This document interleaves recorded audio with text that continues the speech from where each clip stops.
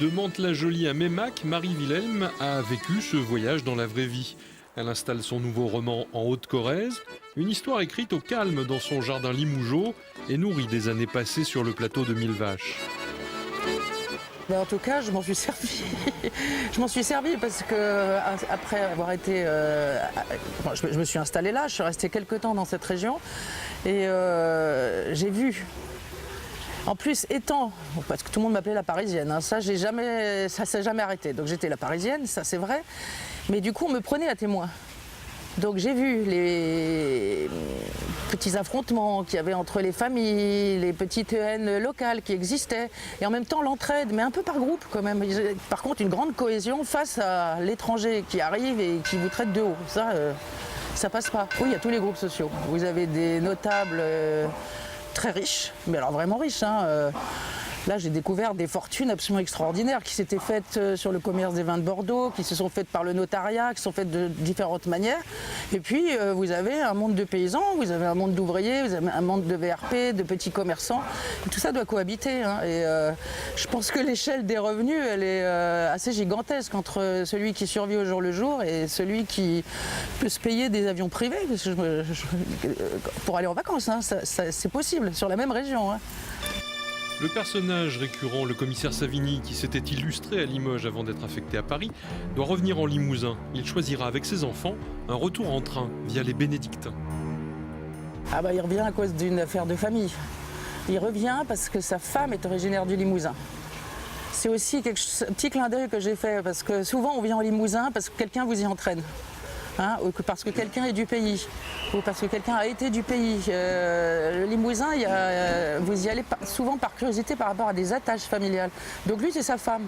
Donc sa femme qui malheureusement, que j'ai tué, je lui ai collé un cancer parce que j'avais envie d'avoir un commissaire un peu plus romantique, un peu plus ténébreux. Donc le malheureux perd sa femme.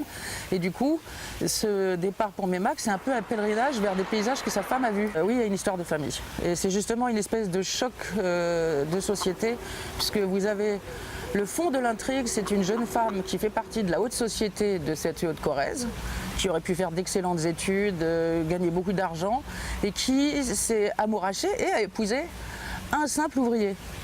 Et de là va naître ce qui va finir par devenir une sorte de tragédie, effectivement.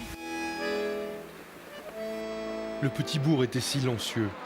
Le bar-tabac de la rue principale avait fermé ses portes, faute de clients, obligeant Tavares, le mari d'Anna, à errer dans les ruelles médiévales.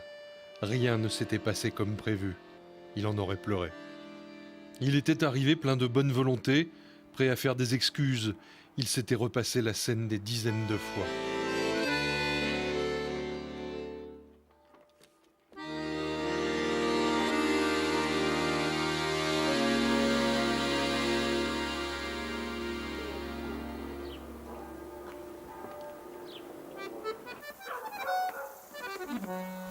Installer une intrigue criminelle dans une zone rurale, c'est être sûr que l'on va être observé, épié, peut-être démasqué.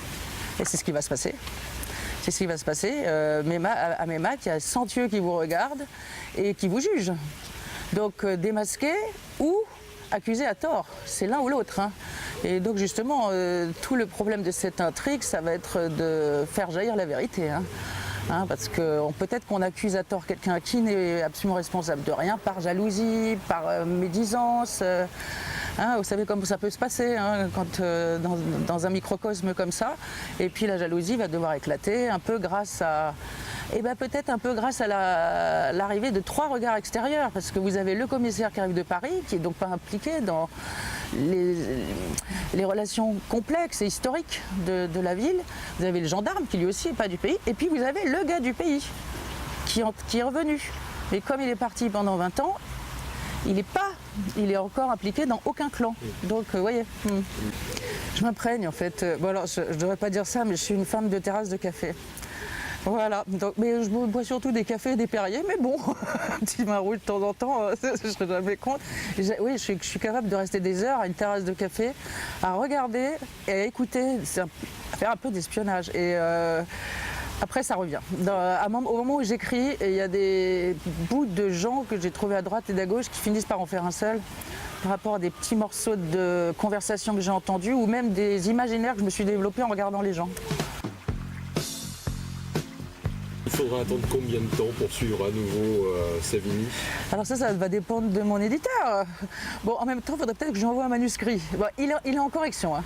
Donc je suis en train de le corriger. Donc si tout se passe bien et que l'éditeur me suit, hein, parce que c'est la valse des éditeurs, j'en suis déjà à mon deuxième, c'est compliqué hein, de trouver des éditeurs, mais bon, en même temps c'est bon signe d'en retrouver, ça veut dire que les histoires tiennent à peu près la route. Oui, on va retrouver Savini, qui va se retrouver dans une intrigue liée à un trafic de drogue entre Limoges et Brive. Brive, plaque tournante de la drogue. Vous y pensez à ça? C'est la police qui va être surprise.